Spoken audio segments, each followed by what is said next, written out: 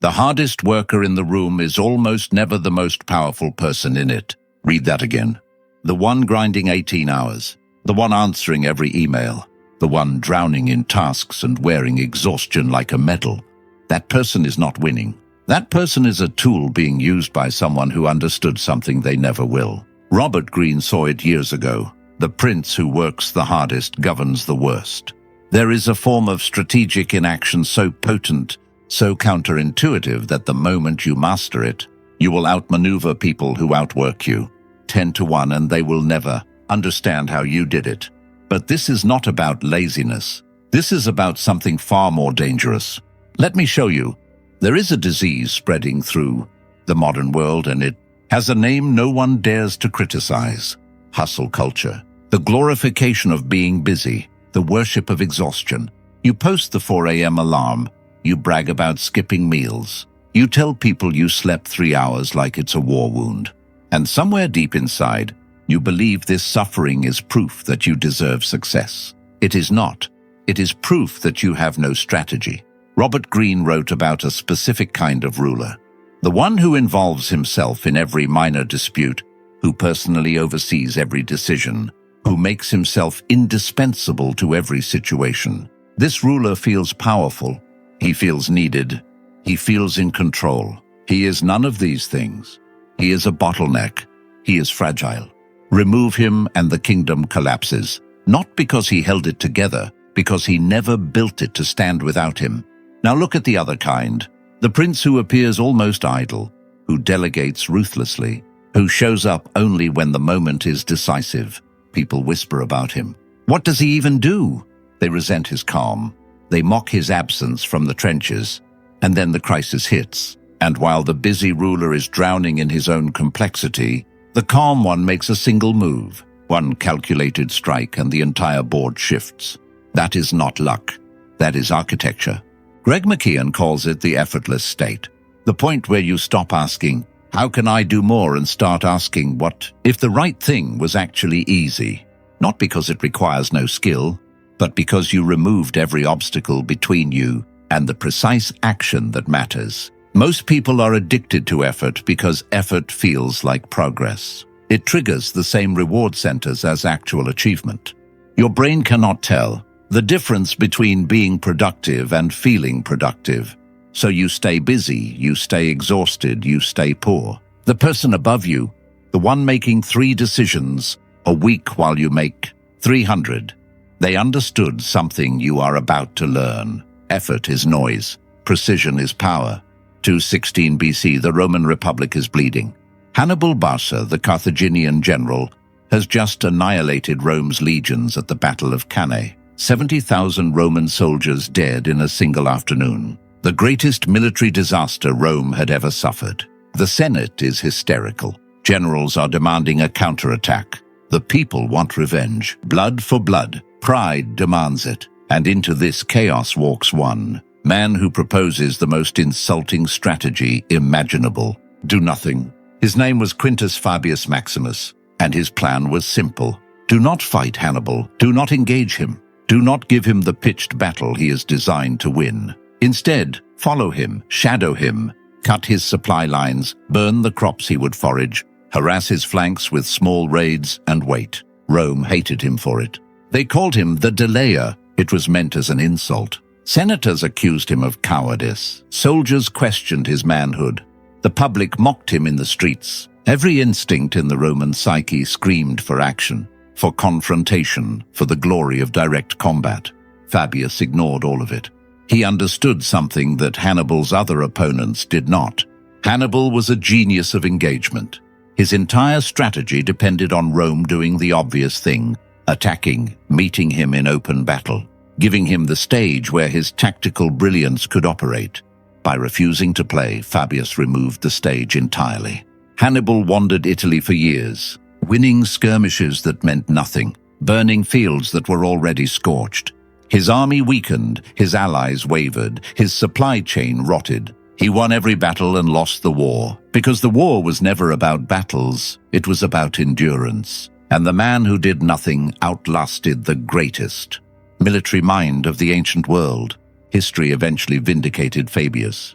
The Romans realized that his inaction was the most aggressive strategy of all. They transformed the delayer from an insult into a title of honor. But here is the part no one teaches you. Fabius did not do nothing. He did the hardest thing a human being can do under pressure. He resisted the urge to act. He sat with the discomfort of appearing weak while executing a strategy that required more discipline than any charge into battle.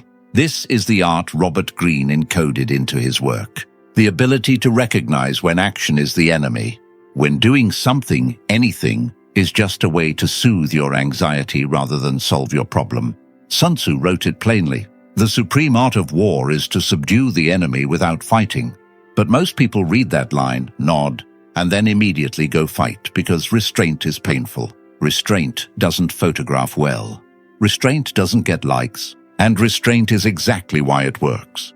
There is a concept buried inside Robert Greene's philosophy that most modern readers miss. Economy of motion, economy of force. The ruthless elimination of every action that does not serve the final objective.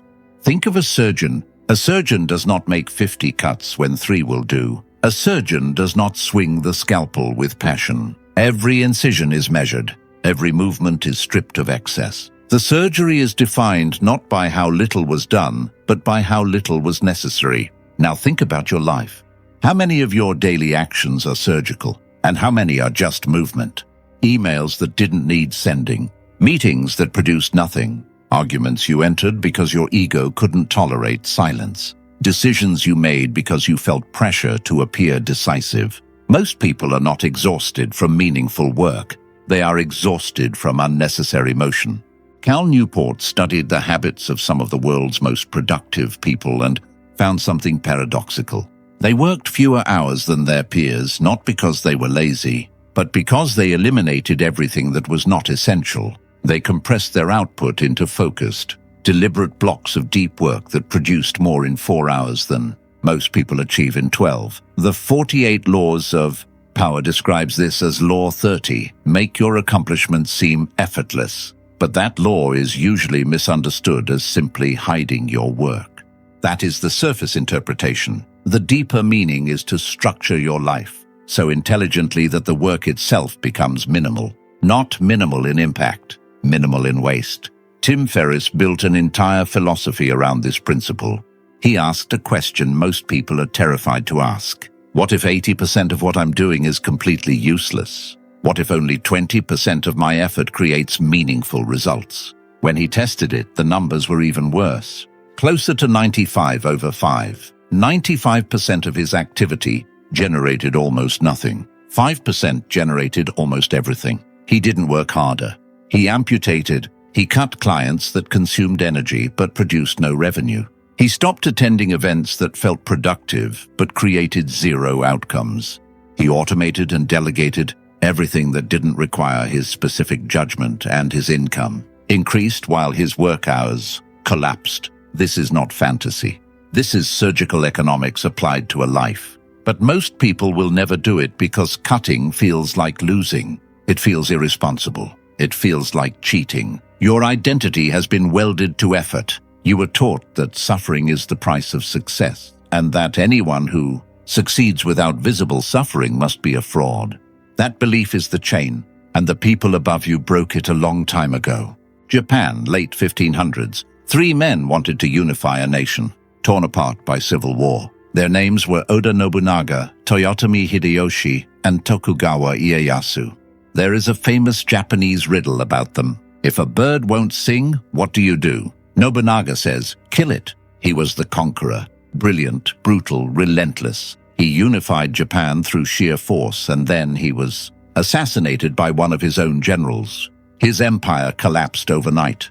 Hideyoshi says, make it sing. He was the persuader, the diplomat. He rebuilt what Nobunaga started using charm, alliances, and political genius. But when he died, his dynasty barely survived him. His son was overthrown within years. Tokugawa says, wait for it to sing. And that is exactly what he did. Tokugawa Ieyasu waited for decades while stronger men fought, conquered, rose, and fell. He conserved his forces. He avoided unnecessary wars. He let ambitious men exhaust themselves against each other. And when the dust settled, Tokugawa was the last one standing. Not the strongest, not the most brilliant, the most patient. He established the Tokugawa shogunate, which lasted over 250 years, the longest era of peace in Japanese history, built by a man whose greatest weapon was restraint. This is what Annie Duke calls the discipline of the fold. In poker, the amateur plays every hand because they cannot tolerate inaction. Folding feels like losing, so they chase bad odds and destroy themselves through volume. The professional folds again and again and again. They sit quietly, they observe, they wait, and when the right hand finally appears, they strike with precision the amateur never could. The amateur played more, the professional won more, because victory was never about frequency of action. It was about quality of selection. You are playing every hand. You are saying yes to every meeting, every project, every request, every emotional confrontation. You are spreading yourself across 100 mediocre commitments because saying no feels like missing out. And the person who keeps beating you, they said no 99 times and yes once to the thing that mattered. That single yes carried the weight of 99 deliberate refusals behind it. That is why it landed like a cannon shot while your 100 yeses sounded like static. There is a pattern you will notice once you start looking for it. The most powerful people in any organization are rarely the ones doing the most visible work. The CEO is not on the factory floor. The general is not loading rifles. The architect is not laying bricks. And yet somehow the person laying bricks believes they are more important than the architect because they are sweating. This is the great delusion of effort. The belief that physical output equals value. That being seen working is the same as producing results. It is not. It has never been. Robert Greene observed this in the courts of power. The advisors who rushed from room to room, carrying documents and looking perpetually overwhelmed were servants. The advisor who sat quietly, spoke rarely, and delivered one sentence that redirected an entire strategy held more power than every frantic bureaucrat combined. Because power does not flow toward activity. Power flows toward decision. One decision can erase 1,000 unnecessary tasks. One strategic no can save more resources than a year of optimized yeses. One well-timed absence can communicate more authority than 100 appearances. But you have been trained to fear inactivity. You check your email 40 times a day, not because anything urgent exists, but because checking feels like control. You attend meetings that produce nothing because absence might make you appear uncommitted. You fill your calendar because empty space triggers guilt. That guilt was manufactured by a system that profits from your busyness. The system does not reward efficiency. It rewards compliance. And the moment you see that clearly, you stop worshipping effort and start protecting precision. There is a difference between passivity and coiled potential. Most people confuse them. Passivity is the man on the couch who has surrendered. He does nothing because he has given up. His stillness is decay. Coiled potential is the spring compressed to its limit. It does nothing yet, but when it releases, the energy is devastating. Its stillness is storage.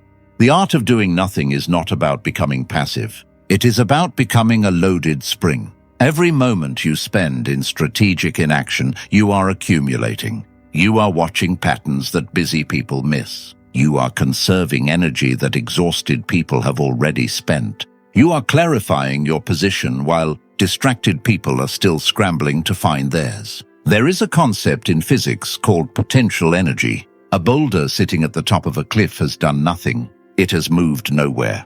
It has produced no visible result. But the energy stored in its position is catastrophic. One push and it reshapes the landscape below. Your restraint is the cliff. Your clarity is the boulder. And your moment of action, when it finally comes, will carry the accumulated force of every temptation you resisted, every distraction you refused, every impulsive move you declined to make.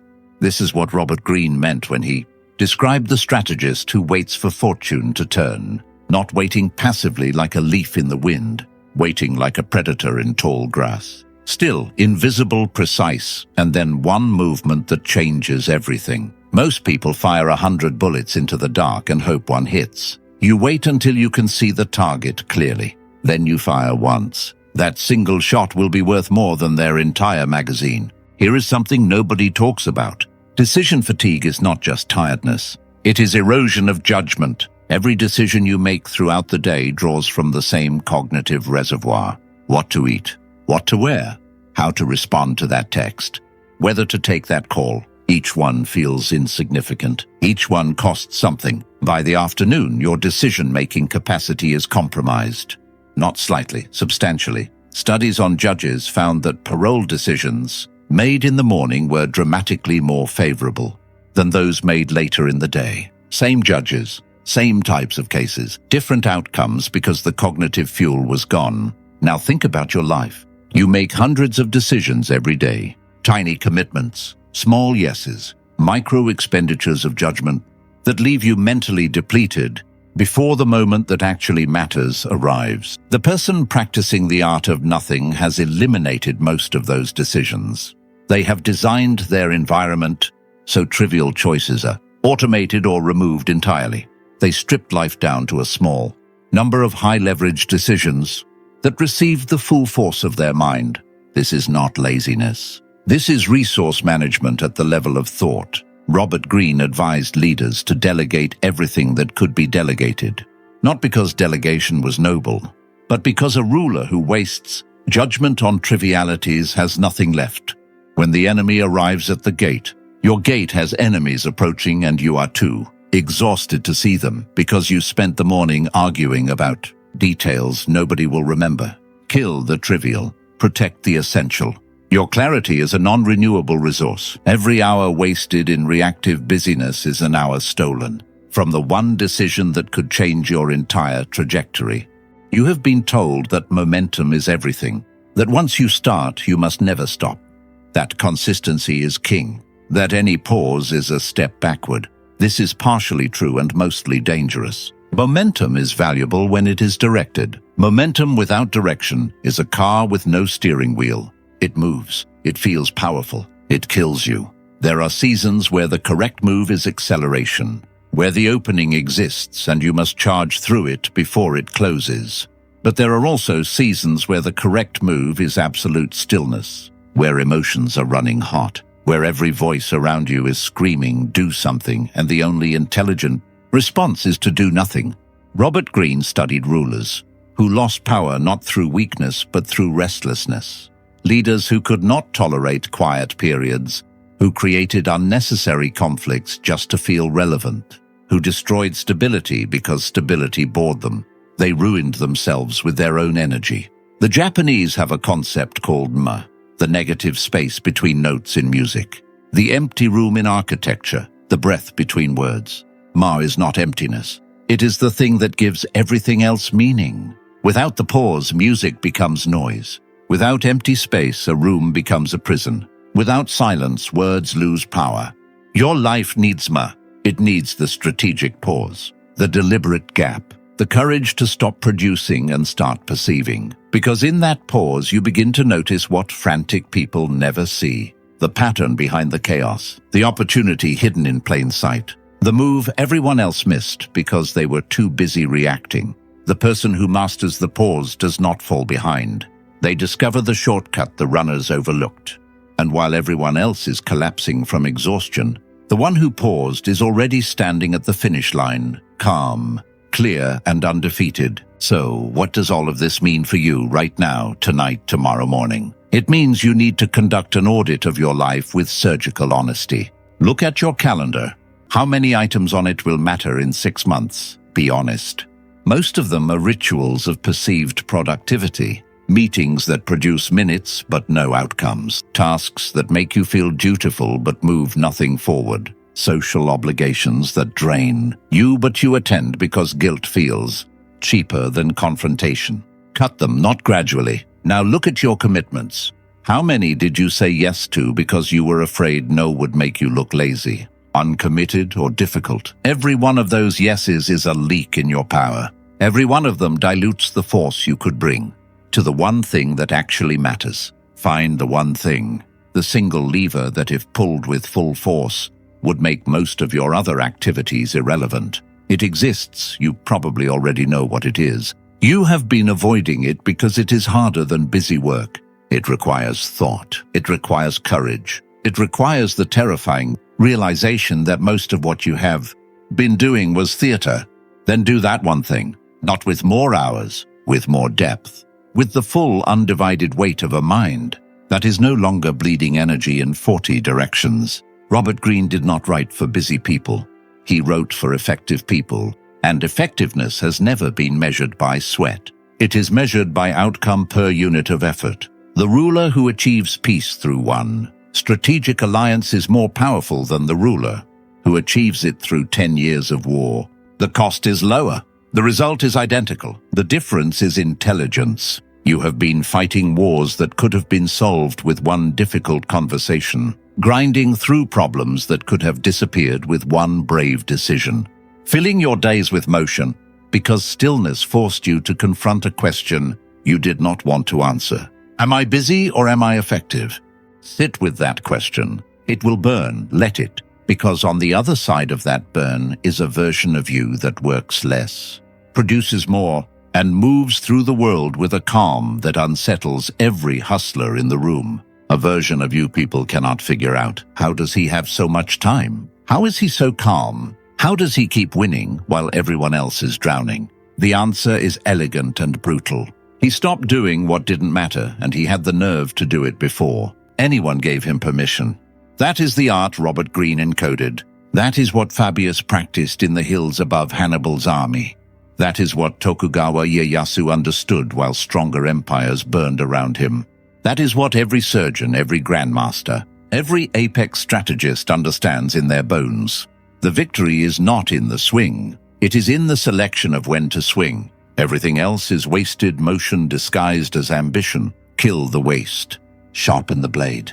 And when you finally move once, move precisely, and let the world wonder how you made it look so easy. Because that is the final secret. The effort was never supposed to be visible. The effort was supposed to disappear inside the result. And when it does, they will not call you lazy. They will call you inevitable. If you are still here after all of this, you already think differently than most people. Subscribe if you haven't.